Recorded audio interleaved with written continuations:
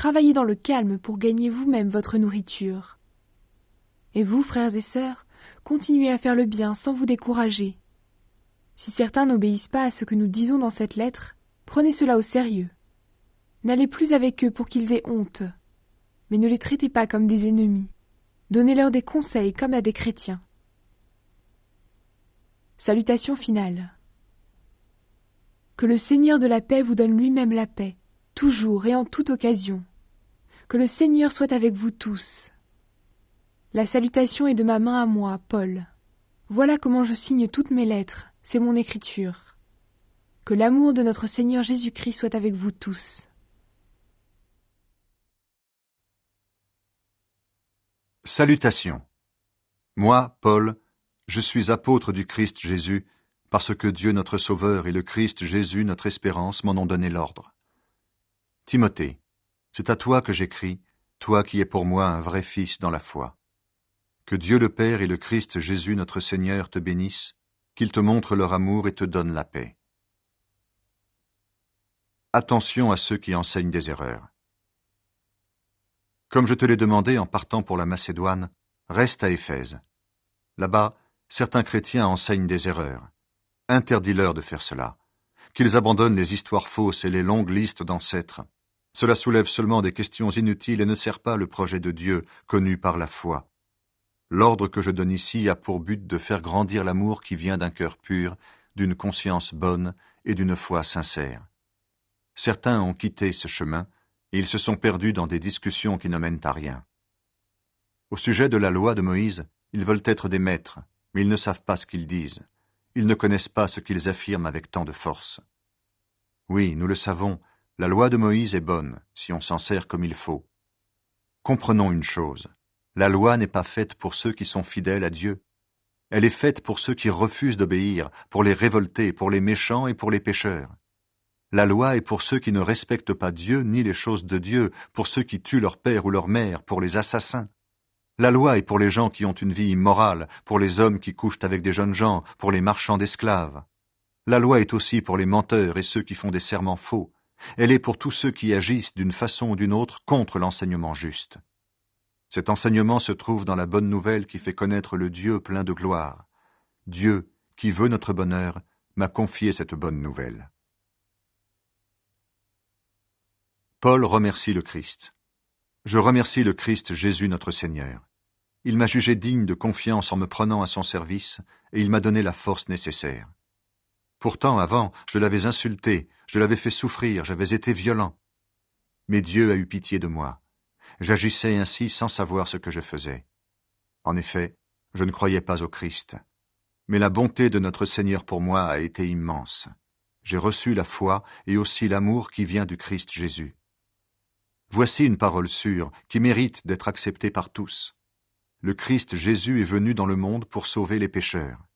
Et moi, je suis le premier des pécheurs. Mais Dieu a eu pitié de moi. Alors le Christ Jésus a pu montrer toute sa patience pour moi, le premier des pécheurs. C'est un exemple pour ceux qui croiront en lui et qui recevront la vie avec Dieu pour toujours. Que tout le monde honore Dieu et lui rende gloire pour toujours. Il est le roi qui vit sans fin, qui ne meurt pas, que personne ne voit, le Dieu unique. Amen.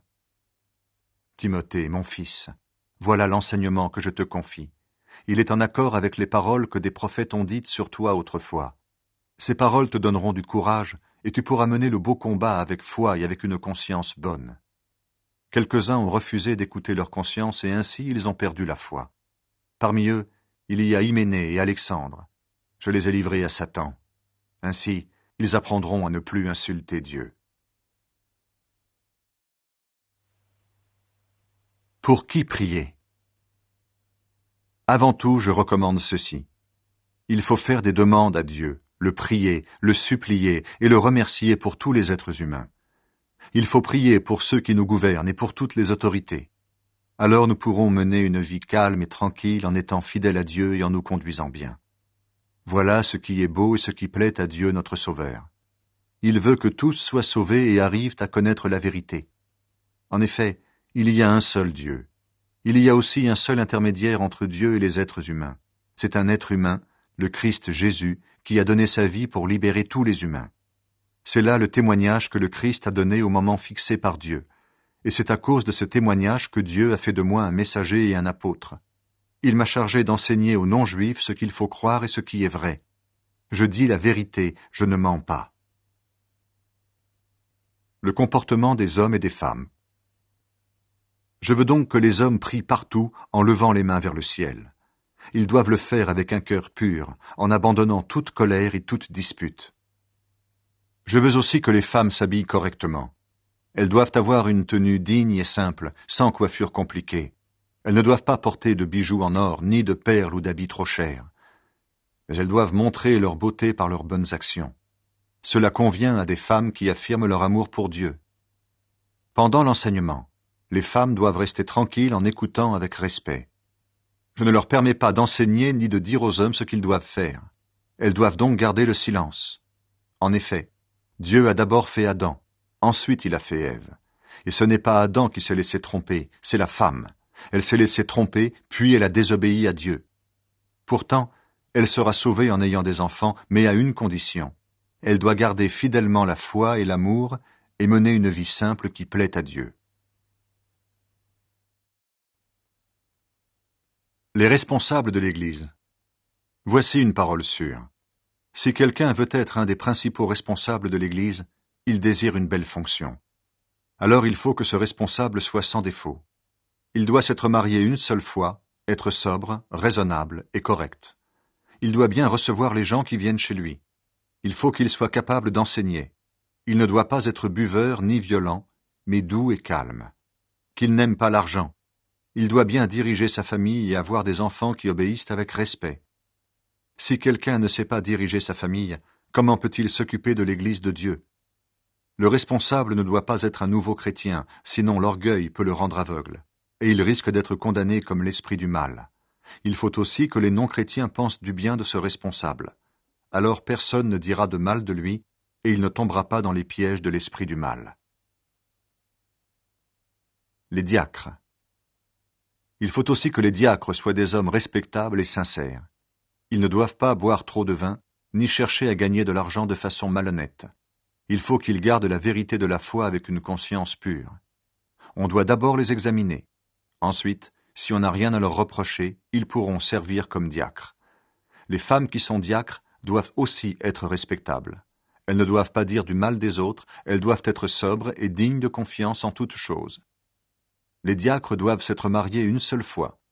Il faut qu'ils dirigent bien leurs enfants et leurs familles. Oui, ceux qui font bien leur travail de diacre seront honorés. Ils auront beaucoup d'assurance parce qu'ils croient au Christ Jésus. La connaissance que la foi nous donne. Je t'écris tout cela en espérant aller te voir bientôt. Mais si je n'arrive pas tout de suite, tu sauras par cette lettre comment te conduire dans la famille de Dieu. Cette famille, c'est l'Église du Dieu vivant qui soutient et protège la vérité. Oui, c'est sûr, elle est grande la connaissance mystérieuse que la foi nous donne. Le Christ s'est montré en devenant un homme, et il était juste. L'Esprit Saint l'a prouvé. Il a été vu par les anges, et on l'a fait connaître chez tous les peuples. Sur la terre, on a cru en lui, et dans le ciel, il a reçu la gloire de Dieu. Tout ce que Dieu a fait est bon. L'Esprit Saint le dit clairement. Dans les derniers temps, certains abandonneront la foi. Ils suivront les idées fausses et les enseignements qui viennent des esprits mauvais. Des gens faux et menteurs les tromperont par leurs paroles. Ces gens-là ont une conscience marquée par l'erreur comme au fer rouge. Ils interdiront le mariage, ils interdiront aussi de manger certains aliments. Pourtant, c'est Dieu qui a créé ces aliments. Les croyants qui connaissent la vérité peuvent donc les manger en lui disant merci. Oui, tout ce que Dieu a créé est bon. Rien n'est à rejeter, mais il faut tout prendre en remerciant Dieu. En effet, la parole de Dieu et la prière font que ces choses deviennent agréables à Dieu. Comment être un bon serviteur du Christ Jésus? Enseigne tout cela aux frères et sœurs chrétiens. Alors tu seras un bon serviteur du Christ Jésus. Tu montreras que tu es nourri des paroles de la foi et de l'enseignement juste. Cet enseignement, tu l'as suivi fidèlement.